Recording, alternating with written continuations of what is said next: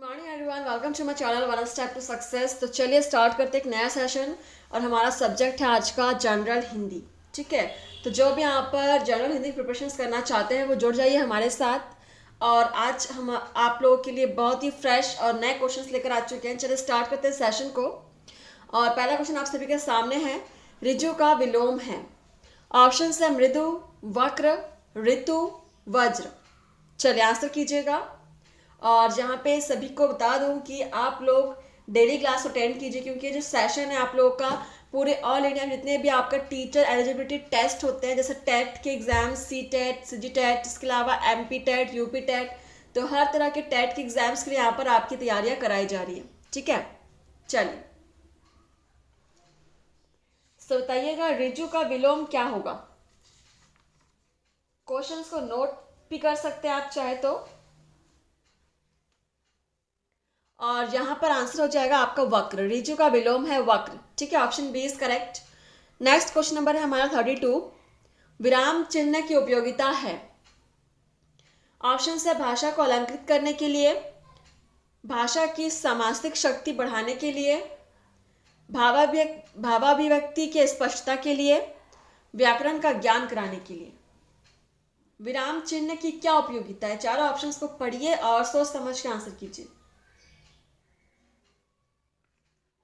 ये सारे क्वेश्चन जो अभी आप सॉल्व कर रहे हो वो किसी ना किसी टेट के एग्जाम में आया हुआ है, आपके प्रीवियस ईयर क्वेश्चन से ही लिया गया है।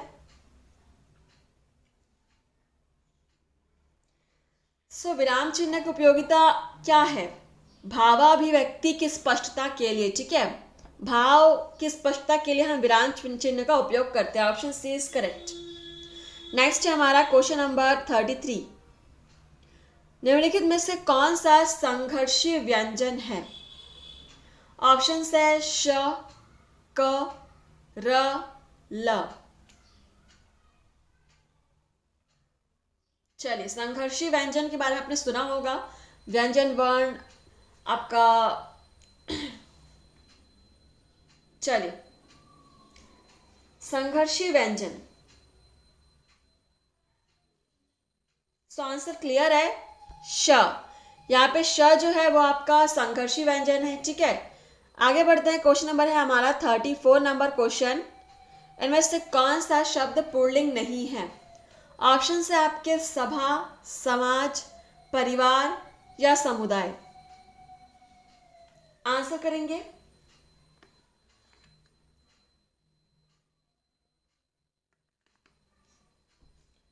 सभी क्लास को सब्सक्राइब कर लीजिएगा जिन्होंने अभी तक सब्सक्राइब नहीं किया हुआ है। ठीक है, और जो अभी अभी नए नए जुड़े हुए हैं हमारे साथ वो हर एक सेशन को अटेंड करेंगे। अभी तक हमने जितने भी सेशंस कराए हुए हैं आप सभी को अटेंड कीजिए, सारे क्वेश्चंस इंपॉर्टेंट हैं।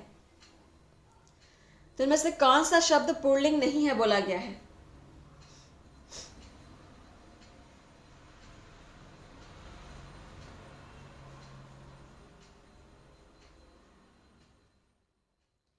आंसर हो जाएगा यहाँ पर सभा।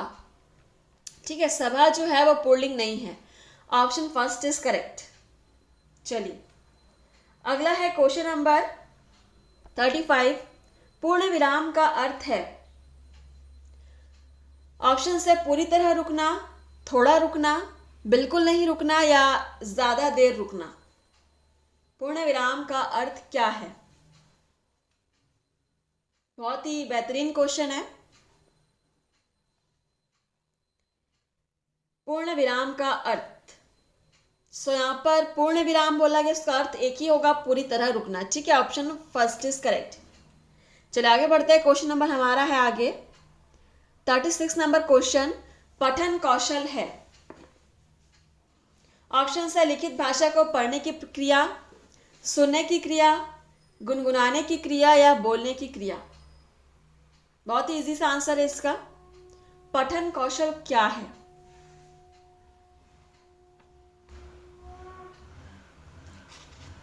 पठन कौशल आपका हो जाएगा लिखित भाषा को पढ़ने की क्रिया। ठीक है, ऑप्शन यहाँ पर आपका फर्स्ट करेक्ट हो जाएगा, नोट कर लीजिएगा। नेक्स्ट है हमारा क्वेश्चन नंबर 37। निम्नलिखित में से कौन सा पश्च स्वर है? पश्च स्वर। ऑप्शन है आपके ज, ई उ अ।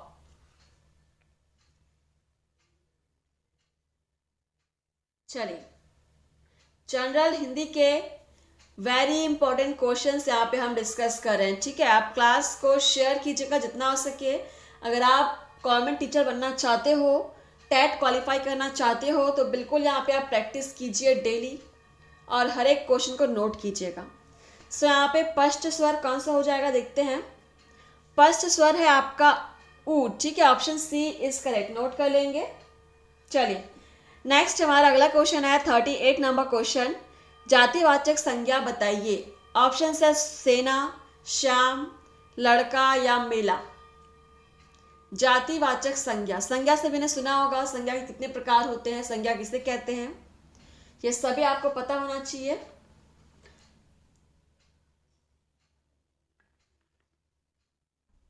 चलिए, सीटेट के एग्जाम्स अभी आपके होने हैं, उसके भी आपके उसके लिए एग्जामिनेशन डेट आ सकती है।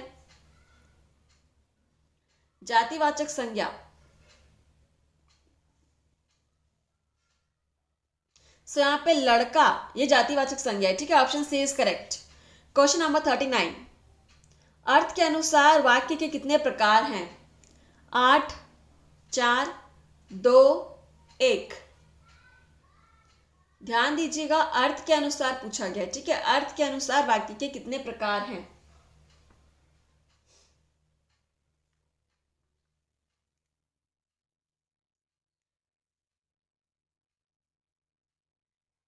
सो यहाँ पे अर्थ के अनुसार वाक्य के 8 प्रकार हैं।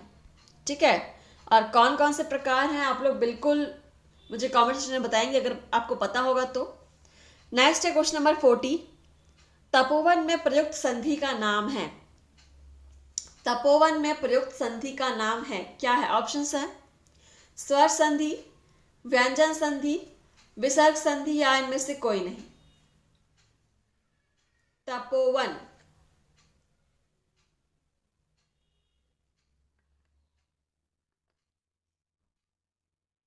तो आंसर बहुत ही क्लियर है यहाँ पर, तपोवन में विसर्ग संधि हो जाएगा। ठीक है, option C is correct. Question number हमारा है अगला 41 नंबर क्वेश्चन, देखते हैं क्या है। मोटापा और बुढ़ापा भाववाचक संज्ञा किस लिंग में प्रयुक्त होता है। ऑप्शन है स्त्रीलिंग, पुल्लिंग, एक स्त्रीलिंग में और एक पुल्लिंग में, उपयुक्त में से कोई नहीं। बहुत ही बढ़िया क्वेश्चन है। मोटापा और बुढ़ापा भाववाचक संज्ञा किस लिंग में प्रयुक्त होता है।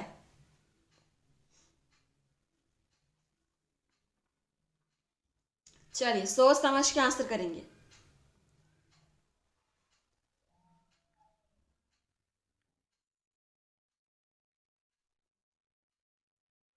तो मोटापा और बुढ़ापा जो है आपका भाववाचक संज्ञा पुल्लिंग में प्रयुक्त होता है। ठीक है, पुल्लिंग में प्रयुक्त होता है। Option B is correct, pulling.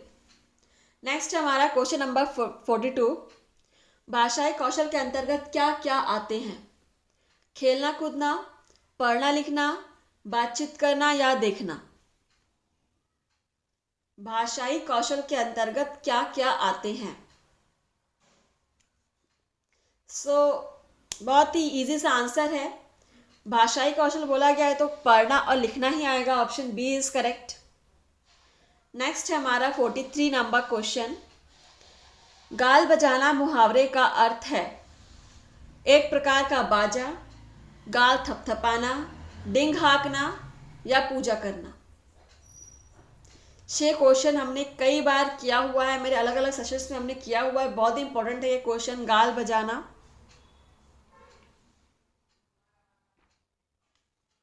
चलिए, नोट कर लेंगे क्वेश्चन को। यहाँ पर राइट आंसर हो जाएगा आपका डिंग हाँकना। ठीक है, डिंग हाँकना मुहावरे का अर्थ है गाल बजाना। Option C is correct. Question number 44, वाचन में निम्नलिखित में से कौन सा गुण नहीं होता। शुद्ध उच्चारण, आरोह अवरोह, प्रवाह, अटकना। वाचन में कौन सा गुण नहीं होता पूछा गया है। क्वेश्चन नंबर 44, प्रवाह, ठीक है।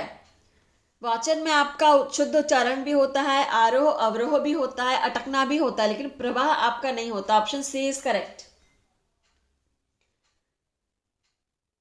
सॉरी, एक्चुअली यहाँ पे सॉरी, अटकना नहीं होगा, ठीक है, अटकना नहीं होगा, प्रवाह भी होगा, बिल्कुल।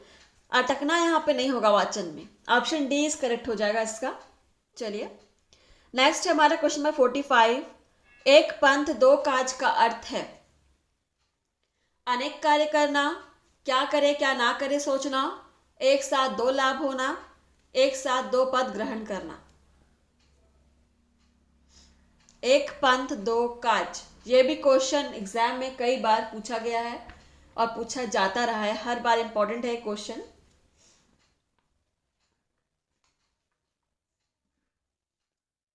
तो एक पंथ दो काज का अर्थ है एक साथ दो लाभ होना, ठीक है। Option C is correct. चलिए क्वेश्चन नंबर 46। सार्थक सॉरी शब्द सार्थक तभी कहे जाएंगे जब बोलने में सरल हो, वे वाक्य में प्रयुक्त हो, उनके निश्चित अर्थ हो, व्याकरण दृष्टि से सही हो।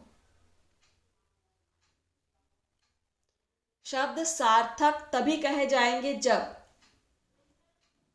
क्या हो जाएगा आंसर? तो शब्द सार्थक तभी कहे जाएंगे जब उनके निश्चित अर्थ हो, ठीक है। Option C is correct. केवल बोलने में सरल वाक्य में प्रयुक्त होने से ही नहीं होगा, उनका एक निश्चित अर्थ भी होना चाहिए। निरर्थक शब्द का कोई अर्थ नहीं होता। Question number 47। फेरी वाला मिठाई और लगाव में प्रयुक्त हुआ है प्रत्यय, उपसर्ग, शब्द विन्यास, श्रुति। क्या प्रयुक्त हुआ है? तीनों शब्दों को देखिए और सोचिए। फेरी वाला मिठाई लगाओ,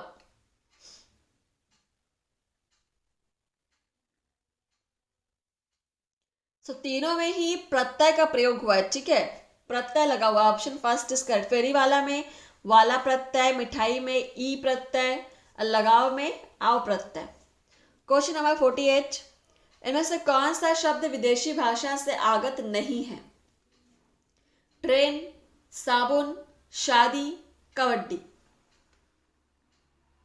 पूछा गया है कौन सा शब्द विदेशी भाषा से नहीं आया हुआ है। सो ये भी क्वेश्चन कई बार पूछा गया है। जो कबड्डी है आपका, ये हमारा देशी भाषा है, विदेशी से नहीं आया हुआ है, ठीक है। अगला है क्वेश्चन नंबर 49।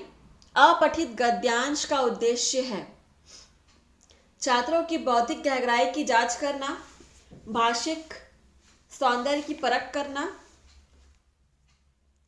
विचारों की व्याख्या करना, आलोचना करना। अपठित गद्यांश का उद्देश्य,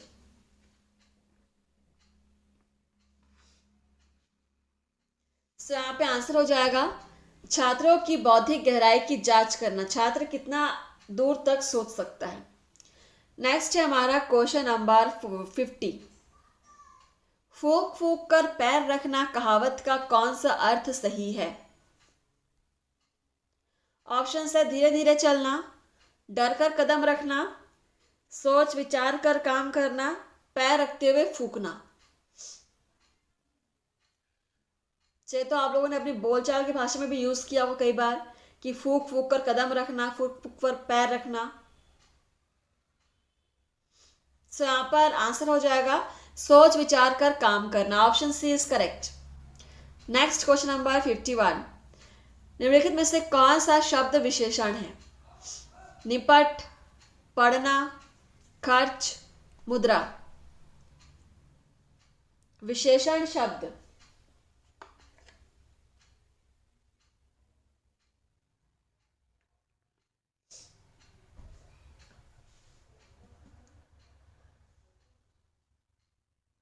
निपट, ठीक है।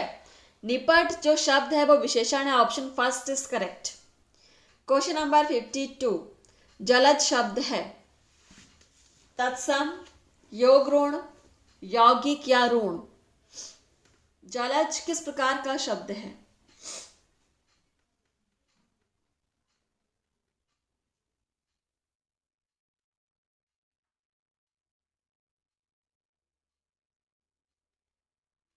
सो यहाँ पर आपका आंसर हो जाएगा योग ऋण, ठीक है, option B is correct. Question number 53, Ketu का पर्यायवाची शब्द है किरण, प्रकाश, दिशा, झंडा। केतु का पर्यायवाची शब्द, चलिए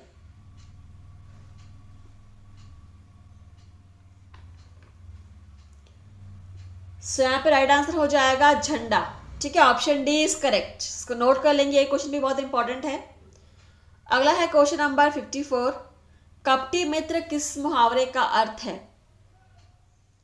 गुदड़ी का लाल, आस्तीन का सांप, आंख का तारा या गांठ का पूरा।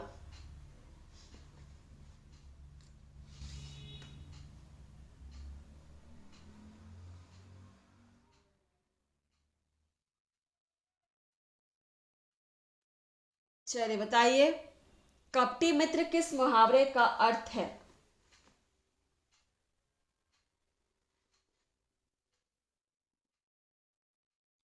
आस्तीन का सांप, option B is correct. Question number 55, इनमें से अनिश्चयवाचक सर्वनाम कौन सा है? कौन, कोई, वह, जो। अनिश्चयवाचक सर्वनाम,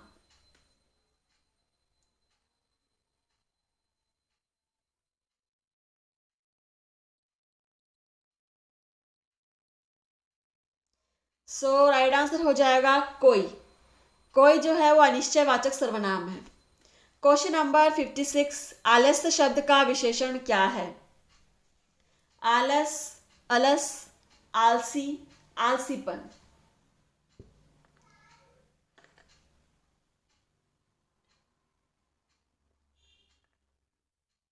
आलस्य शब्द का विशेषण आलसी, option C is correct. Question number 57, अपठित गद्यांश का सारांश होना चाहिए। दिए गए अंश का दोगुना, दिए गए अंश का 1/3, दिए गए अंश के बराबर या दिए गए अंश से चौगुना। तो ये तो आंसर बहुत ही क्लियर है। अपठित गद्यांश का सारांश हमेशा दिए गए अंश का 1/3 होना चाहिए, ठीक है, ऑप्शन बी इज करेक्ट, छोटा होता है। क्वेश्चन नंबर 58, अच्छा शब्द विशेषण के रूप में किस वाक्य में प्रयुक्त हुआ है? अच्छा तुम घर जाओ, तुमने अच्छा किया जो आ गए, यह स्थान बहुत अच्छा है वह अभी आ जाए। सो चारों वाक्यों में अच्छा शब्द विशेषण के रूप में कहां प्रयुक्त हुआ है? सभी क्लास को शेयर करना मत भूलिएगा, ठीक है, और आपको क्लास कैसा लगा, क्वेश्चंस कैसे लग रहे हैं, आप लोग मुझे कमेंट्स करके बताएंगे। तो अच्छा शब्द जो है विशेषण के रूप में प्रयुक्त हो रहा है ऑप्शन सी में, यह स्थान बहुत अच्छा है, ठीक है। नेक्स्ट क्वेश्चन नंबर 59, अपठित गद्यांश का शीर्षक कैसा होना चाहिए? विस्तृत, केंद्रीय भाव को बताने वाला, कठिन या अलंकृत। अपठित गद्यांश का जो शीर्षक है उसको हमेशा केंद्रीय भाव को बताने वाला होना चाहिए, option B is correct. Next और आज का लास्ट क्वेश्चन है, वाक्य है शब्द मात्र, उच्चारण मात्र, विचारों को पूर्णता से प्रकट करने वाला पद समूह या चिन्ह मात्र। चलिए क्या है वाक्य आपकी नजर में?